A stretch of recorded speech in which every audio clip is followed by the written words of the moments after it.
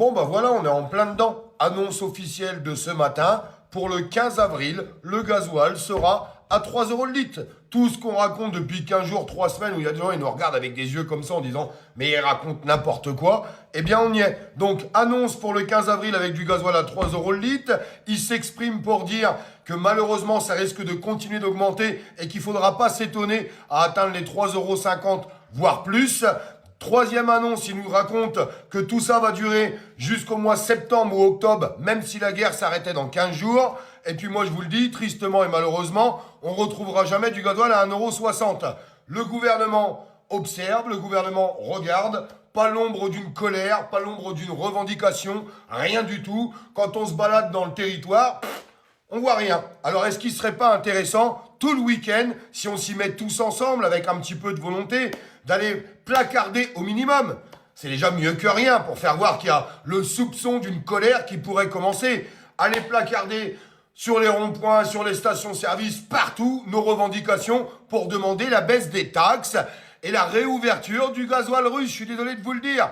On peut s'approvisionner en Russie. Quand on nous explique qu'il va y avoir des ruptures de stock partout, alors rouvrez les vannes. Les vannes dans le détroit d'Ormuz, excusez-moi, sont fermées. Les vannes avec la Russie sont fermées. Ça m'étonne pas qu'on soit dans la merde. Donc ça serait bien qu'on arrive à placarder nos revendications un petit peu partout en France pour faire voir, au minimum, que les Français sont en colère. On va arriver à 3 € le litre. 3 € le litre, ça me retourne les boyaux. En 2018, je suis sorti dehors avec des milliers de citoyens, il était à 1,40 €.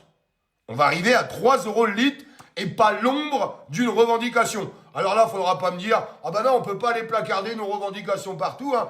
On n'a pas le temps ou trouver 1 million d'excuses. » Parce que je suis désolé de vous le dire, on peut lire en ce moment sur les réseaux sociaux beaucoup d'excuses. Pourtant, les restaurants sont pleins, les magasins sont pleins, et les stations de ski, on fait le plein aussi. Je suis désolé de vous le dire. Donc, au moins, ces gens-là, c'est qu'ils ont encore la possibilité de. Eh bien, ça serait bien qu'on fasse un petit peu les choses, un petit peu tous ensemble, parce qu'il y a des gens qui vont perdre leur logement, qui vont se retrouver à la rue, qui n'arrivent pas à bouffer, et c'est des gens qui bossent, c'est des retraités.